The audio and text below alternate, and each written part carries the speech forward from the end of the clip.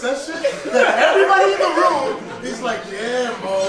Yeah, and I'm the only nigga like, bro, this nigga's not spinning, bro. He's not spinning. LEMAR Durant, Simon Fraser University. Mitchell now to the corner. Is that caught? LEMAR Durant.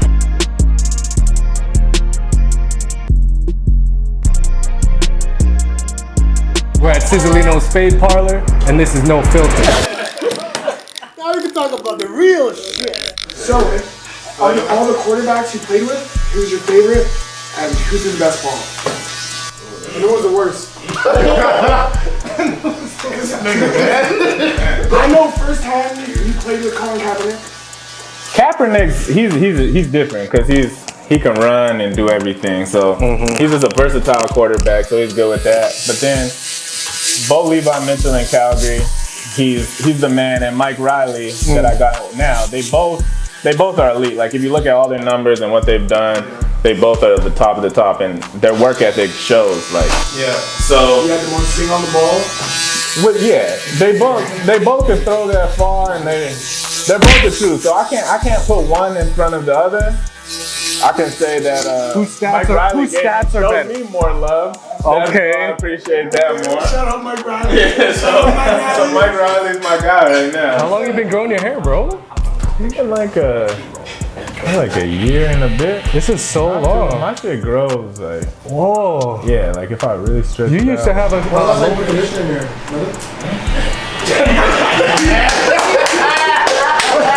I didn't notice. Listen, it's Those on are him. the questions. This nigga pulled your shit out. That shit died. That's not on me. That's on him. He exposed this shit. Yeah, at the Fade Parlor we chop tops. No, for real, my shit stays dry though. Like I gotta really always have stuff in it, like non-stop. But then I hate walking around with it all oily and shit. People be like, let me touch it. Oh, gross. Yeah, Why would a stranger want to touch your hair? Why do they only want to That's so weird. That's so weird. I put my shit up right. Yeah, why? I got my shit low, you don't want to touch it. You got people want to touch your bald head? No, We're just gonna skip over the fact that. Are you kidding me? Are you really? You gotta give him respect and call me Bo. Mo used to have the Mo used to have the Saito Bob, yo. Oh, what does he have now? What does he have I'm now? the cool Nigga cut. said I hate it when bitches run their fingers through my hair. I hate it. And you guys are like, yeah, man, I understand, Mo. Every fucking episode, this nigga session, that everybody in the room is like, yeah, Mo. Yeah, and I'm the only nigga like, bro, this nigga's not spinning, bro. He's not spinning. One time we went to Calgary, we were asking for directions. People were really nice. Yeah, they're cool. They want no problems with you, bro. Stuck right here and it's just, but Who was you in the car with when that happened? Who was you in the car with when that happened? There's like 5 big black guys in the car, no problems. See,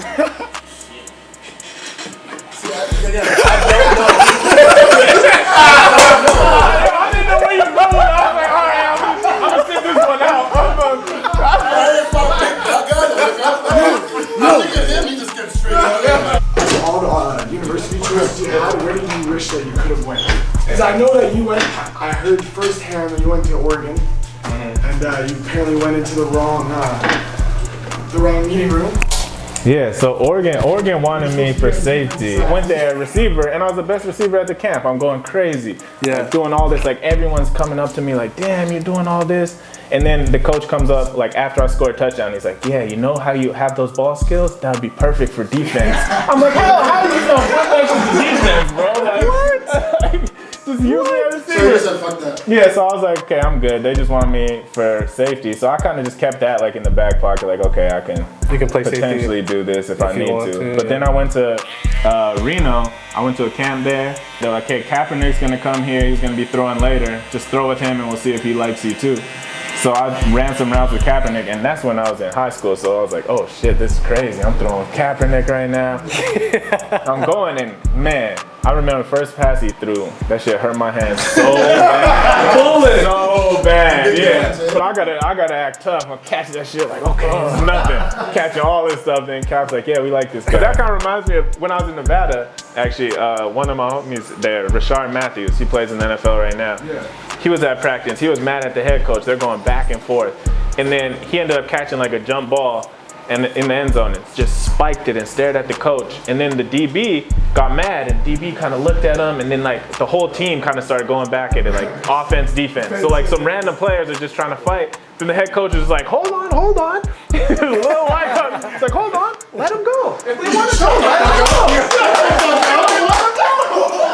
We're just like, oh shit, right? So they like square up for a bit, like go in, and they start getting after it. Then everyone's like, oh shit, chill, right? The other coaches break it up. Then he's like, okay, you two, in the locker room. Kick them out of practice, but send them to the locker room by themselves. So they went to the locker room, and then we go back in the locker room. We're like, yeah, what the fuck happened after like we went in the locker room, we shot each other a fair one, and we're cool now. And they dapped up, but they straight went to the locker room, fought, and then they were cool after. I don't really like the football fights. Every time I've ever seen them, it's because like my nigga, you have pads on. Yeah. Like, niggas are trying to prove a point by swinging, but I'm like, nigga, you're losing the. I will never punch someone's helmet. I see people do that all the time. Punch someone's helmet. I'm like, man, if anything, I'll slap it or just palm their fucking helmet. Grab it. I like grab it. No, that's why I just don't try to grab the helmet, like swing them and some shit like that. Is there a reason why you left the winning team? After winning, no, this is real shit. I read this, I was so hot. I'm like, I know this nigga just went for the check. Listen, so. Real shit, I lift up your money too. Come on, brother, man. I lift it up. I was gonna ask you about it. It's right here. I wrote 200. Come on, we don't go over it. We don't go over it. So you won basically like the Canadian MVP, right? Of the finals. Yeah. And then you also, I mean, you were doing all right, and you won a Grey Cup. And you said, fuck these niggas, right? Pretty much, to put it out like that. So, why? It's like, man, I went, okay. We love BC. I came into Calgary, and they kind of put me in a spot where it was just like, okay, this is what you're gonna do. And like, I was a rookie, and that's kind of how it is. But then over time, they just kind of kept Canadians in one spot and let the American guys all do that. First of all, I'm like, man, I'm American too, so you guys give me a little leeway in here. Yeah, for sure. But still, they just didn't treat it like that, and they just kind of made me play my one spot, and I just wasn't getting the love that I wanted. So. You mean like you want to play different positions as well? I just wanted more opportunity, like get the ball more. Every time I did have an opportunity, or when the team needed me, they would go to me and I make a play and do big things. Like I've been in 2 Grey Cups that I played in, scored in both of them, and I have multiple playoff touchdowns.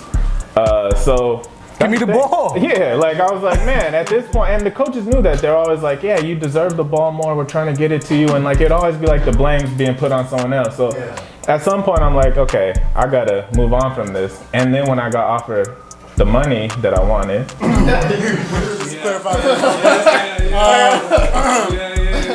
about 180,000 in 2020. About 200,000. 200. And that's only 2 years, brother. Come on. Are we rich? Come on. Hey, congratulations. Honest. That's it. Honest. That's a lot of money, man. Farhand Long G's the one who put it I know Farhand put that out there. I saw the first day, like, boom, Twitter. I was like, damn, put it in. Okay, now let's talk about basketball, right? We're talking about basketball. High school. You averaged 32 points per fucking game. Was that for your senior year or for the whole high school season? I would say that's on the lower side of things. If we went tournament games and like provincial games that actually matter, I believe the I would say I'm 30, 35 plus a game. Like all of high school? All of high school. Man, basketball was my thing. I played so much as a kid, but at that time, Canadians weren't getting that much looks for basketball. Like Steve Nash was one guy, like there wasn't that much. So football seemed like the easier path for me. So that's what I kind of chose. I didn't practice outside of just a team practice basketball since 8th grade. Speaking of 2K, I would destroy anyone. I'll put money on it right now, my nigga. I would kill you. Shit, just because you got all red on. I'll kill you. Real shit, I'll play you. We can rent. Put money on it. Who are you picking? The Warriors?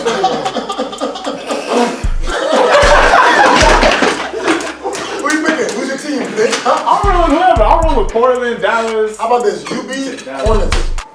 Yeah, so I know Hornets. Who you gonna be? what the Me? It don't matter. I'll be Portland, you be the Hornets. You be the Lakers. I'll be Dallas. You be Portland. You be Dallas? Dallas. How about this? You be Dallas, I'll be the Lakers. That's the best team in the game, but you can run it. You can do it. You want to be the Lakers? If you think about it, this nigga's getting paid $200,000 in 2020. Realistically, we're gonna be betting money. How long do you give it until the culture is actually built? Like the culture that you want on a winning team is actually built there, and you guys actually are contending rather than. I don't know what your record was this year, but Shit, we don't need to look at that. I mean, it was a bad year. It was a bad year. you know what I mean? It was a tough year. Yeah, no, it was a tough year. But even this year, like all the games that we played, except for like 2 or 3 of them, we could have won. We were up until halftime or into the third quarter or something. So like we were on the right path, but it was just like. It's weird, and like it's kind of a cliche thing, but you gotta learn how to win. Like, and that's like a legit thing, you know. Like you'll have It's a team have sport. the talent, but it takes. I feel like it takes a winning season, like at least one successful season, and if you can keep those same group of guys with you, and then you guys kind of be like, okay, this is what it takes. This is what we need to do, and then it goes from there. But like overall, it might take like 5 to 7 years or something to fully, like get out everything you need, have everyone that even wants it. Like, you know, when people would go to Calgary, they'd be like, okay, you're going here, you're not gonna be acting wild, you gotta kind of do your shit. Like, coach is gonna hold you accountable for everything you're doing. And you know, they like, you might go there, it's not gonna be the best time. Like New England. You go to New England, you're not gonna have that much fun. That's why Gronk fucking left, and now he's in Tampa Bay. He's like, okay, I could chill a little bit. But Florida? it's things like that, yeah. So, it's different for all teams, but if you get the right players, then it can be quicker. So what would you say is like? So what's next for you? Like, what are your goals? Like by the end of your career, what are certain milestones that you want to hit? How many championships do you want to have? How many, like, you know what I mean? What are your? Do you have all those things set up, or do you kind of just go into it just trying to be the best of you could be? I do quotations because I hate when niggas say that type of shit. I just want to be the best me I could be. That's all it is. Yeah, we're trying to win, my nigga. That's Nah, that's the thing, man. People have to say that shit though. You got to be proper at the start, you know. I feel like now I'm starting to turn that corner where I can be more me now. Going into Like, the you know, triple OG I'm a phase. vet. You're making $200,000. I'm trying to win at least one more championship. That's what I want. One more championship, then top Canadian of the whole league. Give us a few words for like all the Mexicans. I was about to say, what shit? Like anything you can give, like, Words of advice to get to where you got. or even like once you get where you're at, because realistically, not many people really know how to hold on to that for too long. You know what I mean? Man, I'd have to say, really, for the kids coming up, is the process of getting here is you're gonna have your friends. Like, I wasn't the best kid in high school. I didn't do everything like by the book or anything, but just stay focused. And no matter what I did, I'd kind of stray off in a way, but I would make sure I always did what I needed to do. I'd make sure I hit the gym, make sure I made it to every practice, wouldn't skip workouts, none of that. So I always stay strong with that. And then once you get here, it's just a matter of staying hungry, never settling and thinking that, okay, I made it here, I can chill. And you see a lot of people stop working, their body change. I'm still trying to get better. I still feel like I'm not at my peak. I still feel like I got ways to go. So just stay hungry, and I feel like you can do that to the end of your career. You should always be trying to get better and better until the point you can't get better no more, and that's probably the point where you should end it. I'm not trying to even play until the years where I feel like I'm just on a steady decline. I'm trying to end on top. if I MJ can. off that. Yeah, like On top. Hey, listen up, people. Fade Parlor, says Linos. You already know what it is. We had Lamar Durant in the building today. A lot of good conversation for the youth, for the females, for the males. Tune in, man. You better listen up. this is Lamar Durant just finished up getting faded at Sizzlino's Fade Parlor, and you're watching No Filter. No filter. What? What? I'm sorry.